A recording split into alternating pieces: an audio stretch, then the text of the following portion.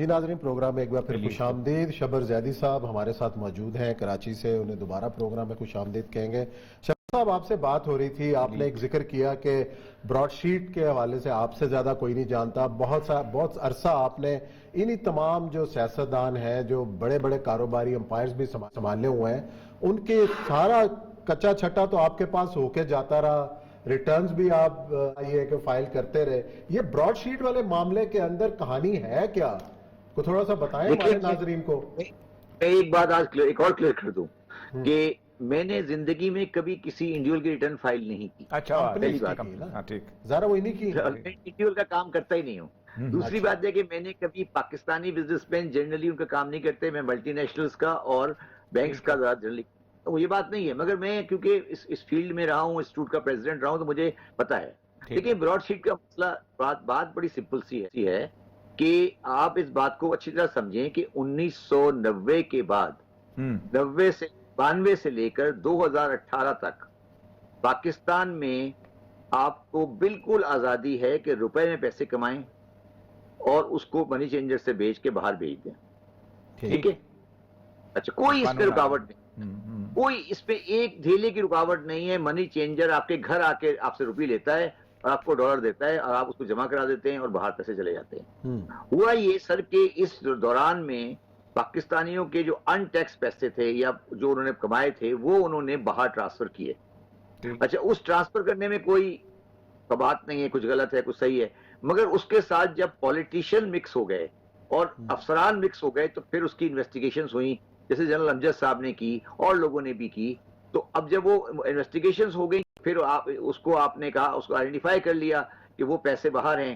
جب اس کے پاس آپ ریکوری کے لیے گئے تو ریکوری کی بھی میکینزم دنیا میں موجود ہیں، مگر جب آپ نے اس ریکوری کے میکینزم کو کمپرومائز کر دیا فار پولیٹیکل ایکسپیڈینسی، تو یہ ہے براڈ شیٹ کا سمپل. اچھا شبر صاحب، آپ نے ایک ٹریکنگ سسٹم کے بارے میں بات کی تھی جس کو آپ کرنے میں فیل ہو گئے. ذرا سے یہ بتایا گیا کہ وہ ٹریکنگ سسٹم کے پیچھے کون لوگ تھے کہ جو آپ سمجھتے تھے کہ اگر صرف 4-5 انڈسٹریز میں بھی ہو جائے تو پاکستان کا جو ٹیکس ریونیو جو بلٹ ہو سکتا ہے؟ دیکھیں، میں نے 7 انڈسٹری میں لگا رہا تھا ٹریک اینڈ ٹریس سسٹم. ٹھیک ہے جی. وہ جو انڈسٹریز ہیں وہ خود انٹرسٹڈ نہیں ہیں کہ وہ لگے. ٹھیک ہے. وہ آپ کے ساتھ میٹنگ کریں گے تو وہ آپ کو یہ کہیں گے کہ آپ لگا دیں، مگر وہ پیچھے سے جا کے ایسی چیزیں کریں گے کہ وہ چیز کبھی کہیں کورٹ میں کہیں جا کے اڑ جائے گی. ٹھیک ہے، کیونکہ ٹریک اینڈ ٹریس سسٹم اگر آ گیا تو پاکستان میں بہت سارے سیکٹرز میں جو چوری چکاری ہے یہ ختم ہو جائے گی. میں نے اس کے لیے کہا تھا کہ آپ لگائیں سگریٹ پر، آپ لگائیں سیمنٹ پر، آپ لگائیں شوگر پر، آپ لگائیں جو باقی ایف ایم سی جی کے اور پروڈکٹ ہیں، تیل ہے اور چینی ہے، ان پہ لگائیں تو آٹومیٹیکلی یہ ٹریس ہو جائے گا. مگر ٹریک اینڈ ٹریس سسٹم نہیں لگ پائے گا. جیسے فار ایگزامپل اوریا صاحب، اب جو اس وقت ٹینڈر چل رہا ہے، شاید اس کی آنی ہے، اس میں بے شمار قسم کے مسائل سامنے پڑے ہیں اور مختلف چائنیز اور نان چائنیز اور یہ. اچھا، میں آپ کو ایک آج بتا دیتا ہوں کہ میں کیوں چھوڑ کے آیا. دیکھیں اوریا صاحب، آپ نے بیوروکریسی میں کام کیا ہے، میں نے بھی 6 مہینے کام کیا ہے. یا سب سے زیادہ کامیاب بیوروکریسی میں وہ ہے جو کام نہیں کرے. ٹھیک ہے. اچھا، میری 40 سالہ زندگی میں میرا دن نہیں گزرتا اگر میں کام نہیں کروں. اچھا، جب میں کام کرنے بیٹھا تو میں نے یہ دیکھا اور میں نے جو پوزیشن دیکھی وہ چیز نے مجھے پریشر کیا کہ اگر میں نے کوئی بھی کام کیا تو 100 کام کروں گا تو اس میں 5 کام میں غلطی بھی ہوگی. ہاں، یہ بات ٹھیک ہے. ہو سکتا ہے کہ 3 کاموں میں میرے جاننے والے کا بھی کوئی وہ کام ہو. ٹھیک ہے. جب میں نے دیکھا کہ یار یہ جو 95 کام میں کروں گا اس میں تو مجھے کوئی شاباش نہیں ملے گی، اور جو 5 کام میں کروں گا جس میں میرے جاننے والا یا غلطی ہوگی اس کے لیے میں ساری زندگی بھگتتا رہوں گا نیب اور احتساب. ٹھیک ہے. تو جب میں نے یہ ماحول دیکھا اس کے بعد میں نے ذہنی طور پر فیصلہ کر لیا تھا کہ مجھے چھوڑ دینا چاہیے. ظاہر بات ہے بہت بڑے بڑے ٹینڈرز آ رہے تھے، چیزیں آ رہی تھی. بالکل ٹھیک، آپ نے بہت صحیح بات کی کہ ظاہر بات ہے اس کے بعد پھر لگ جانا تھا کہ یہ تو پتہ نہیں شبر زیدی صاحب کے ساتھ فلاں ہوٹل میں چائے پیتا ہوا دیکھا گیا ہے اور یہ فلاں کا رشتہ دار ہے. اچھا، یہ مجھے بتائے گا، مشرف نے اپنے زمانے کے اندر اس اکانومی کو بکٹ کرنے کی کوشش کی، فوج کی ٹیمیں گئیں، ملتان میں کتنا بڑا واقعہ ہوا، میجر صاحب کے لوگوں کو گھیرا دیا، واپس ہو گیا. کیا صرف اس کی پولیٹیکل ول کا مسئلہ تھا یا اس کی مارشل لا کی اتھارٹی کے چیلنج کا مسئلہ تھا، یا اوورآل پورے کا پورا جو سسٹم ہے وہ ہی نہیں آپ کو رہنے دیتا؟ ہڑتال کر دیں گے، چینی مہنگی کر دیں گے، ذخیرہ اندوزی کر دیں گے. یہ پورا مافیا جو ایلیٹ کا، جیسے آپ نے کہا ایلیٹ کے لیے بنا تھا، ایلیٹ کے لیے ہے، ایلیٹ کے لیے رہے گا، یہ کرتے کیا ہیں جس کو ٹھیک کیا جائے؟ دیکھیے میں آپ کو ایک بات بڑی سمپل بتاؤں. مشرف صاحب اور جنرل امجد دونوں فوج سے بلانگ کرتے تھے. ٹھیک ہے. بہت میں جنرل امجد صاحب کی بڑی عزت کرتا ہوں، مگر فائنینشیل کرائم کی انویسٹیگیشن کرنا فوجیوں کا کام نہیں ہے. پہلی بات تو پہلے آپ تو یہ فیصلہ کریں کہ فائنینشیل کرائم کی انویسٹیگیشن کون کرے گا. نہ یہ جوڈیشری کا کام ہے، ٹھیک ہے، نہ یہ بیوروکریسی کا کام ہے، نہ یہ فوج کا کام ہے. یہ ایک پروفیشنل فائنینشیل بندے ہوتے ہیں جو فورینسک آڈٹ کرتے ہیں. وہ ایک الگ فیلڈ ہوتی ہے، دنیا میں ہر جگہ ہوتا ہے. اب آپ اگر بیوروکریٹ کو بنا دیں گے ڈپٹی چیئرمین نیب، کبھی چیئرمین نیب، کبھی آپ بنا دیں گے جنرل امجد صاحب کو چیئرمین نیب، تو ٹھیک ہے بیچارے وہ آئیں گے، مگر وہ تو بیچارے وہی دیکھیں گے نا جو فائل پہ آ رہا ہے. صحیح ہے. اب ان کو ڈیبٹ کریڈٹ کی انٹری کون سمجھائے گا؟ حل کیا ہے شبر صاحب، حل کیا ہے؟ کون کرے پھر یہ؟ کون میں کیسے بتا ہو رہا ہوں، میں نے بتایا میں نے کل پرسوں حل دیا ہے. میں نے حل یہ دیا ہے کہ F B R, S C C P, F I A, NAB اور اسٹیٹ بینک آف پاکستان، ان چاروں کے فائنینشیل کرائم کے سیکشن بند کر دیے جائیں فوراً، ٹھیک ہے. امیڈیٹلی. اور اس کی جگہ پر آپ ایک فائنینشیل ریگولیٹری اتھارٹی بنائیں جس کا ہیڈ آفس کراچی میں ہو، اور وہ ہیڈ آفس جو ہے وہ فائنینشیل سائٹ کے لوگ باہر سے لے آئیں شروع میں، اور گورے کو لے آئیں، وہ اپنی انویسٹیگیشن کریں. اگر میں مجرم قرار دیتا ہوں پھر میری پروسیڈنگ نیب کر سکتا ہے، مگر ایگزامینیشن انویسٹیگیشن نیب نہیں کر سکتا. بالکل درست، بہت صحیح بات. اور اسلام آباد سے دور ہو، اور اسلام آباد سے دور ہو، اور واٹس ایپ سے بھی دور ہو. اسلام آباد سے دور ہو، اسلام آباد سے دور ہو.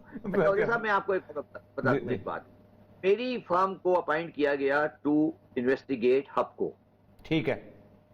پہلا کیس تھا آئی پی پی کا، ٹھیک ہے، یاد ہوگا. ٹھیک ہے، یاد ہے. یہ اس وقت کی بات ہے، یہ اس وقت کی بات ہے جب جی ہیلو، میرا خیال ہے کہ رابطہ منقطع ہو گیا ہے. کوئی حل تجویز کرنے کی بات آ گئی ہے تو حل ذرا میرا خیال ہے رابطہ منقطع ہو گیا. دوبارہ میں آپ کو کہ آپ کے بات بتاؤں، یہ اس زمانے میں ہب کو تھا تو میں اس زمانے میں ایک چلڈرن ہاسپٹل کا، جرمن چلڈرن ہاسپٹل بنتا انچارج تھا. تو آصف زرداری صاحب ہبکو کو ایس آر اوز دے رہے تھے. اچھا. تو میں چلا گیا، چیئرمین سی بی آر تھے آر صدیقی صاحب. تو میں نے کہا کہ جی ایک بندہ ویلفیئر کا مفت ہسپتال بنا کے دے رہے ہیں جرمن چلڈرن ہاسپٹل. تو وہ کہتے ہیں کہ ہم پاکستان کا ٹیکس پے نہیں کریں گے. ظاہر بات ہے جینون سی بات ہے، تو ہم ایک ایس آر او جاری کر دیں. اس نے کہا نہیں ایس آر او جاری نہیں ہوگا، ہم چیزیں چیک کریں گے. وہ بعد میں اندر سے شراب کی بوتلیں لے آئیں، وہ یہ کر لیں جیسے ہم بیوروکریٹس کرتے ہیں. تو میں نے کہا آپ نے ہب کو دیا ہے تو ہمیں بھی دے دیں. کہتا ہے آپ بھی زرداری صاحب کو پارٹنر بنا دو، ابھی دے دیتا. یہ مجھے ڈائریکٹ جواب دے دیتا چیئرمین صاحب نے اس وقت. تو یہ صورتحال، لیکن یہ جو انہوں نے تجویز دی ہے شبر یہ صاحب، بالکل صحیح تجویز ہے. وہ کہتا یہ ہے کہ دیکھیں جو بندہ انویسٹیگیشن کرتا ہے نا، بیسک انویسٹیگیٹنگ ایجنسی، وہ کیس نہیں اس کو چلانا چاہیے. کیونکہ بیسیکلی ہوتا کیا ہے کہ وہ پھر اس کا انٹرسٹ جو ہے وہ کمپرومائز ہو جاتا ہے.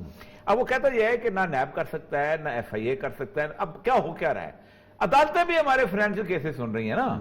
جج جتنے صرف لا پڑھا ہوتا ہے وہ 4 فائنینشیل ایکسپرٹس کو بلا کے دیکھتا ہے اور ختم. That's all. یہ ہے اصل کرائسس. اور سب سے بڑی بات یہ ہے کہ انہوں نے ایک اور بات کی تھی کہ پاکستان کے اندر جب تک نہ جی صاحب شبر صاحب دوبارہ رابطہ ہمارا بحال ہوا ہے ان سے، اور جو بات کر رہے تھے کہ ایک الگ سے ریگولیٹری اتھارٹی بنائی جائے جو کرائم، جو فائنینشیل کرائم کو جو ہے وہ ڈیل کرے، ان کی تحقیقات کرے. شبر صاحب آپ سن پا رہے ہیں؟ ہاں جی آ رہے آواز آ رہی ہے. جی آپ جاری رکھیے گا. جو آپ فائنینشیل ریگولیٹری اتھارٹی کا ذکر کر رہے تھے کہ کس طریقے سے اس کی تحقیقات ہوں، کیا آپ کے ذہن میں خاکہ ہے؟ اور آپ نے یہ تجویز عمران خان صاحب کو دی تھی؟ اگر دی تھی تو اس پہ امپلیمنٹ کیوں نہیں ہوا؟ کون رکاوٹ بن رہا ہے؟ کیا وجوہات ہیں؟ یہ کھل کے بتائیے گا. دیکھیے میرا یہ کہنا ہے کہ اس کی رکاوٹ عمران خان صاحب نہیں، اس کی رکاوٹ وہ پورا ایک سمجھ آپ معاشرہ کہہ لیں یا آپ پورا ایک سسٹم کہہ لیں. اسٹیٹ بینک کی بیوروکریسی جو ہے اچھا وہ یہ نہیں چاہتی کہ ان کے پاس سے پاور نکلے. ٹھیک. ایف بی آر کی بیوروکریسی یہ نہیں چاہتی ان کے پاس سے پاور نکلے. ٹھیک ہے. ایس سی سی بی کی بیوروکریسی یہ نہیں چاہتی کہ ان کے پاس سے پاور نکلے. ٹھیک ہے. میں آپ کو مثال دیتا ہوں. خالد مرزا صاحب چیئرمین ایس ایس بی بنے، انہوں نے ایس سی سی بی میں سی ایل اے بھی ڈال دیا، انہوں نے ایس ایس بی میں SCCP بھی ڈال دیا, انہوں نے انشورنس بھی ڈال دی, انہوں نے لیزنگ بھی ڈال دی. اب وہ ایک اتنا بڑا مانسٹر سا بن چکا ہے کہ کسی کو کسی سے سنبھلتا نہیں ہے. ٹھیک, پرابلم یہ ہے کہ ہماری کوشش ہوتی ہے کہ ہم بہت ساری پاور لے لیں اور ہم سے وہ پاور ایگزیکیوٹ کی جاتی. کرپشن کی بات نہیں کر رہا میں, ہم سے وہ ایگزیکیوٹ نہیں کی جاتی, تو اس لیے پرابلم. اب سوال یہ ہے کہ اسٹیٹ بینک کی بیوروکریسی, اچھا فار ایگزامپل FIA, آپ مجھے اس دن بھی کل کہا تھا FIA کا کام کیا, آپ مجھے بتائیے جو FIA کی ریکروٹمنٹ ہو رہی ہے یا جو FIA کی ٹریننگ ہو رہی ہے, کیا آپ کے خیال میں وہ فائنینشیل کرائم کی انویسٹیگیشن کر سکتے ہیں؟ بالکل نہیں, بالکل نہیں. اچھا ٹھیک ہے. اچھا اب مجھے یہ بتائیں کہ کیا انہوں نے کبھی حوالے کا ایک کیس بھی کبھی کوئی کیس بنایا ہے؟ ہاں نہیں, ٹھیک ہے. کالیا صاحب نے خودکشی کر لی مگر کیس نہیں بنا. ٹھیک ہے, سوال یہ ہے کہ آپ وہ بیچارے اچھے لوگ ہیں, برے لوگ نہیں ہیں. بشیر میمن صاحب میرے بڑے اچھے جاننے والے تھے, ٹھیک ہے, مگر بشیر میمن صاحب کی ٹریننگ نہیں ہے کہ وہ فائنینشیل کرائم کی طرف جائیں. اچھا یہ تجویز میں نے عمران خان کو دی ہے اور وہ ہم اس کو آگے لے, مگر میں جو میں بات کر رہا ہوں یہ بہت بڑی بات ہے. اس میں مسئلہ یہ ہے کہ اس میں سارے سیاسی افراد ہوتے ہیں نیب اور چیزوں میں, اور بہت سارے مسائل ہیں. ہماری ایلیٹ یہ پسند نہیں کرے گی کہ ان کے فائنینشیل میٹرز, چاہے وہ کاروباری ہوں, چاہے وہ بزنس مین ہو, کوئی بھی ہو, بیوروکریٹ ہو, کہ ان کے بزنس میٹر ایک پروفیشنل بیسس پر انویسٹیگیٹ ہو رہے ہیں. وہ ان کی انا کو یہ قبول نہیں ہوگا. تو اب یہ کام پبلک سول سوسائٹی کو بتانا چاہیے کہ سر یہ اس کے علاوہ دنیا میں کوئی علاج نہیں ہے. آپ یہ نہیں ہو سکتا کہ آپ مہران بینک کا اسکینڈل آپ دیکھ لیں, آپ جتنے بھی اسکینڈل آپ جی سارے, بلکہ ہمارے ہاں تو SHO تحقیق کر رہا ہوتا ہے فائنینشیل کرائم کی. آپ تو بات ہے پولیس والے لیے ہوتے ہیں, وہ CRPC کی دفعہ PPC کی نکال کے. جی ہاں, آخری ایک سوال جو ہے, پاکستان کے اوپر ایک ڈیٹ ہے بہت بڑا. ایک برسلز میں کمیٹی بنی ہے ایبولیشن فار دی لیجٹمیٹ ڈیٹ کی جو کمیٹی ہے, جس کے تحت جو ہے اپنا نکراگوا نے بھی اور ایکویڈور نے بھی جو ہے ایک ڈیٹ جوبلی کا کانسیپٹ دیا تھا, اور پھر اس کے بعد انہوں نے ڈیٹ آڈٹ کیا اور اپنے بانڈز جو تھے وہ واپس لیے. پاکستان میں کیا اس طرح کا ڈیٹ آڈٹ کیا جانا چاہیے جس طرح کا لیٹن امریکہ کے ملکوں میں ہوا؟ دوبارہ سوری کہیے گا مجھے please. Committee for the abolition of the eligible date بنی ہے, ایک برسلز بیسڈ ہے, جو کہ لیٹن امریکہ کے ملکوں کو جا کے ٹریننگ کرتی ہے, وہاں ڈیٹ آڈٹ کرتی ہے, اور وہ کہتے ہیں کہ that is eligible if it is procured for the benefit of the few.